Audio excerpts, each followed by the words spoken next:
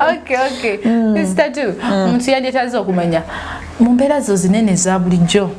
Muze ekigwina nogaba nina guno omuze. Oba lwaki nina guno omuze noga nti nina kana mubi obanga mulungi. Wonna. Omubi ku saidi yange nakyebuuliranga nnyo nga kigaana nvaako nze. Oyangu kyankalana. Yes. That's why. Yes, TV nze yanjigiriza nnyo olwali. Zoloza nali manyi olwali. Gosaagira kwani. Otya. Nyiza okuvaako ne tutabuka. Naye TV njebaza nti ate abantu be nakoleramu bafujjo nnyo. Ne basooka bankaabya amaziga. Nakaabanga okuva ku matanga waliwo ne lwenne bakambuliringa saagala kukola. Lwansonga nti banjogeddeko. Yengongera otya nti siina kabina. Nga nyinza okunyiiga okumala omwezi mulamba nga mbayitako naye nga bonyimiriza nombuza abantu abo nga wabakyaba bange yanti sina kabina kati obuzibu bwange navangako mangu nnyo nenkyankalana nnyo ne gye nkomye okubeera like bana abantu batambuliramu abayimbi baserebu kati ate be basinze fujjo osanga serebu n'agamba mwattu nno mu 2015 wali kalekaleko naye kati ofedinze oba bufumbo kwegamba bwovaawo n'omukyawa nnyo nogamba ono serebu on anti spice siddamu munyega naye kati nagenda nenkimanyira nenkiga neŋŋamba yeerwe erwali kati bwe bulamu bwenkoleramu naye nga nze nali nvaako mangu oba ne kati bwe ndisimanyi nekyaka kati ngenze nkijjanjaba.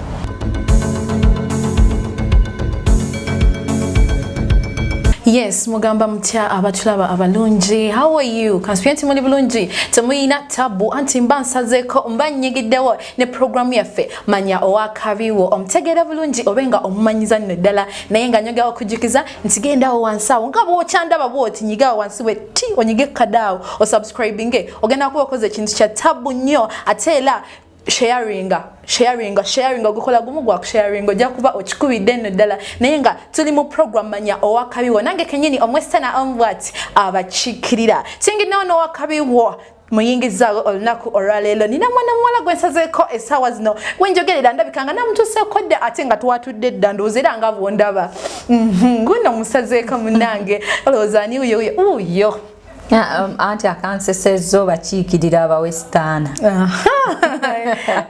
Yes. Ndoza mumulaba bulungi nnyo nnyini ddala agenda kuba atweyanjirira aho ndowooza mwamutegedde dda kuba ono ye teyeekweka boy naye nga agenda kuba atweyanjirira amanya ge abenga naye nga setunaba kweyanjira amanya oyaka nsiimye mumutugeya nodde noga nno namukiinye nedda jako ebyaddala ekituufu mama abalyendoza mukiraba buli omu akiraba oyaka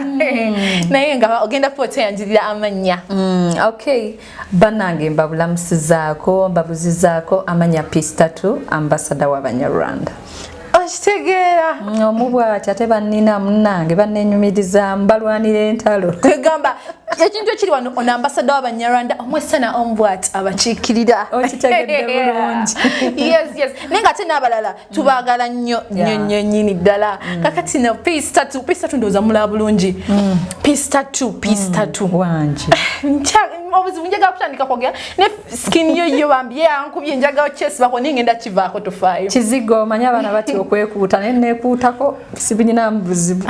sokolindeko weekuuta neekuuta ka Peace cream kakola ndowooza olabe nga sitinamu buzibu nze neerusa nze wali mu kala ki ya black ya ddala nalinga bw'oli nensalawo nembuvaamu neŋŋawanika mbubalekere nokyukira ddala bw'otiraba n'engalo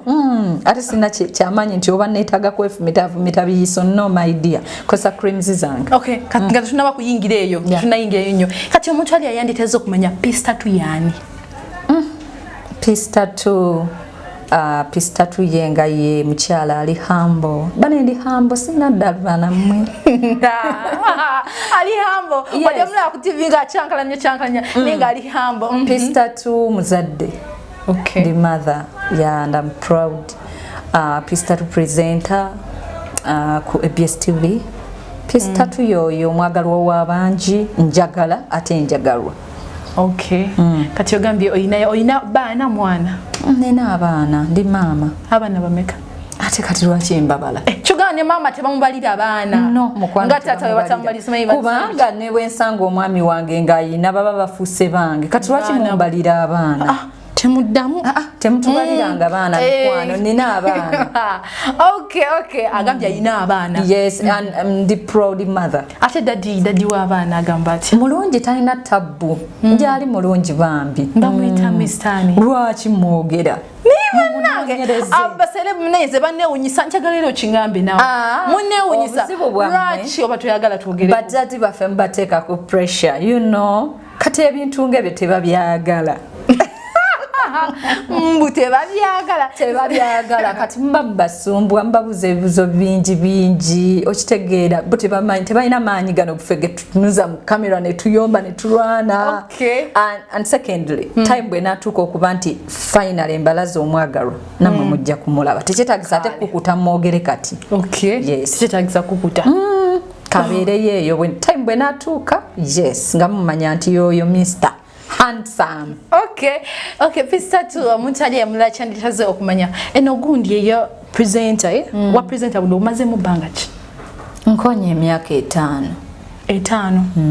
bweddu yes nga ndi munnamawulire era teri kintu kyenyiza kugamba nti ku side eyo nebaza omuntu oyo eyanfuula ow'amaanyi ng'oggyeko Katonda kubanga byonna amazima atukulembera abeera Katonda naye omuntu w'okunsi asigala nga muzadde awummula emirembe Pastor Iga Agustine abizzaayo yes omusajja omu eŋŋwaŋŋuli eyagezaako okunzuulamu nti talent weewaawo njirina kale awummula emirembe amiina Pesta tu awo wennyini badde njagala kubuuza tukyali ku paaci eno eyaki ewa presenter ku TV kati ku TV okwo challenges zofuna mnoga nti bingi challenges nyingi nnyo n'okujja ntandika okubeera presenter yes nalina challenges nyingi nnyo okufuna nno mulimu abo abaana mbalaba ku ma TV bannaye mubagambire ddala nti bakabi nga mbayita nti badiva mukifuulire ddala okufuna omulimu ku TV eza Uganda wano si kintu kyangu nnyo nti bayinza n'okulekerera yakisoma ne batamuwa mulimu ate ne bagira kale bw'ogenda ennyo ng'okyetooloola in fact nnyinza okituwala nti Uganda tugoberera talent and it is okay kubanga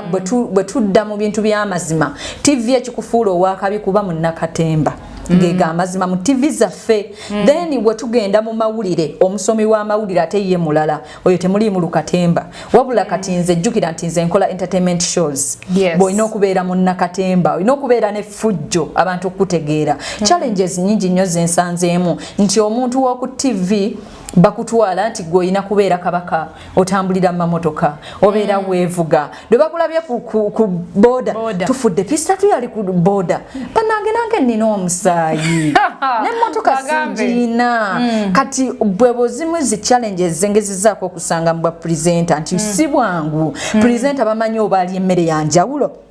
presenter oba bamanyi alina omusaayi gwa njawulo ekintu ekyo nkyesigamiriza ne ku bayimbi nti n'omuyimbi yennyini anyigirizibwa obulamu bwe nga tannabagula mmotoka ne mungimukako agigule bafaani balina akajanja ggwe Lydia Jasmine alinnya pikipiki antira namwe mina life gye mwetwaliramu tetugirina mmwe mugitufuula kati nze kankubuulireko kino nze nalwawo okukkiriza nti nina omuntu anzikiririzamu nti ndi wakabiiwe era nze nalina abaana mu 2016 nalina abaana nalinako kawala kange era kawummula emirembe bambi ka Norini bwe bumu ku bwana bwajjanga buŋŋamba diva akonze diva yani kaganga sibitegeera nga bo bangamba na uli wakabi konzo wakabi ye yatya kati bamuli webandaba ku TV nga bangamba bwakabi kati mma mutufuula abakabi ate mma abagala okutusuula otya nti gwe oyagala onvimbise embere wakabi ku mpaka kwegamba oninnyisa ennyonyi ku mpaka mukwano jazirinya abakabi balina okutambulira mu zinyonyi olina kuvuga zibenzi mutu kaka okay wakabi alina okwebikira nga ayita bayita wenze Pista tu yekyaka yenze muntu atamanyize kyendi bonsanga mu kibuga n'ebitambala bimusimula entuyo nti nkulamusizza nti bano yesiye Pista munange yenze nenzize waneno nonya biteeti byenda bye ku Google kwegamba nze ndi mukyala atayagala like okufakinga life okitegeera bwe bulamu bwengezezaako nze nkuze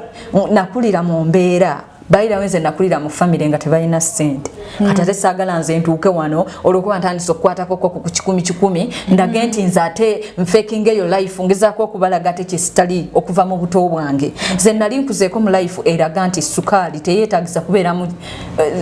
kyayi teyeetagisa kubeera mu sukaali omunywe wabula kyetagisa n'okunywa akasakuba k'amajaani olirako ogafunye kati tulina obuzibu nti abaana abakuze sijja mmenyo baba bokka n'abalenzi bafekinga life by the way omuntu n'afekinga life olw'okuba ayagala bamumanye nti wakabi pista tuhawukamuza okuvaayo n'endaga ate ensi bannange mbabuulire mukole bino omukyala tambulanga owanise engalo mu bbanga so what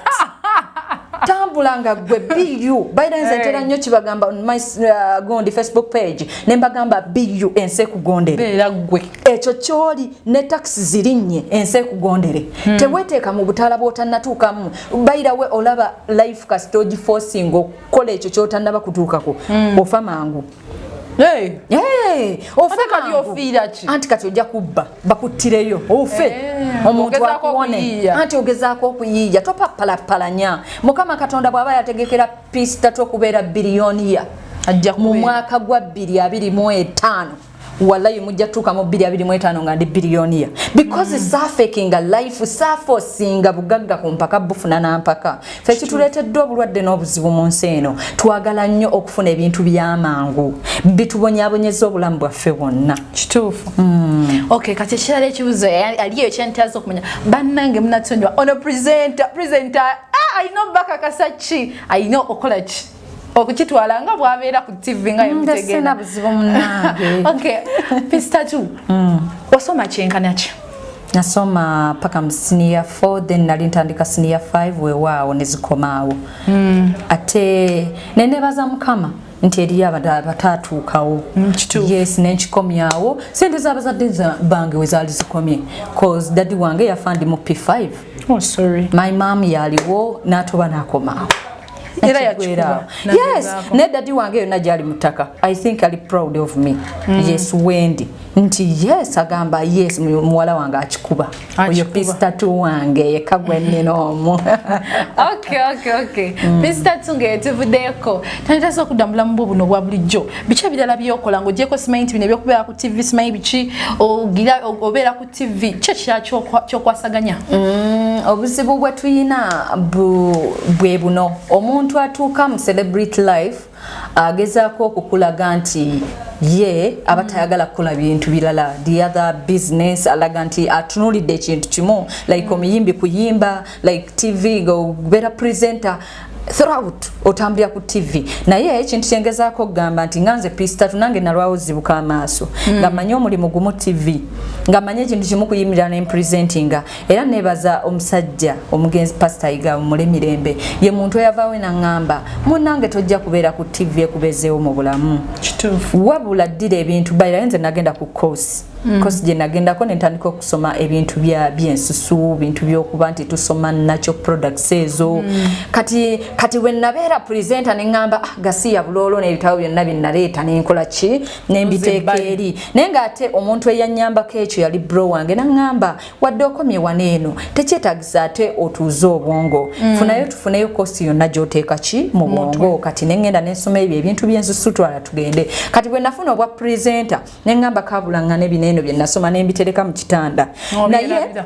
omugenzi yasooka nambuza ekintu kimu mu bwongo bwongo gyeko TV woli kiki kyomanyi kyosobola okutuulamu n'okyekakasa ne mugamba otuuse nasoma ebintu bya skin nasoma word design fashions kati ko yetobonaabona kati genda oddira ebintu ebyo obifokasingeko omanye nti TV bw'otuukawo mu time ya TV eno TV ate otandika okukola ebintu ebiramu newe nazibukira amaaso nentandika okuba nga nzirukanya business zange zino eza fashions okuva mu 2017 paka waneno we munsanze okay kati kitegeeza okola ku nsusu nabiki na design byonna fashions ez'enjawulo zonna zimanyi bwoba osazeewo ku designinga ng'oyina pate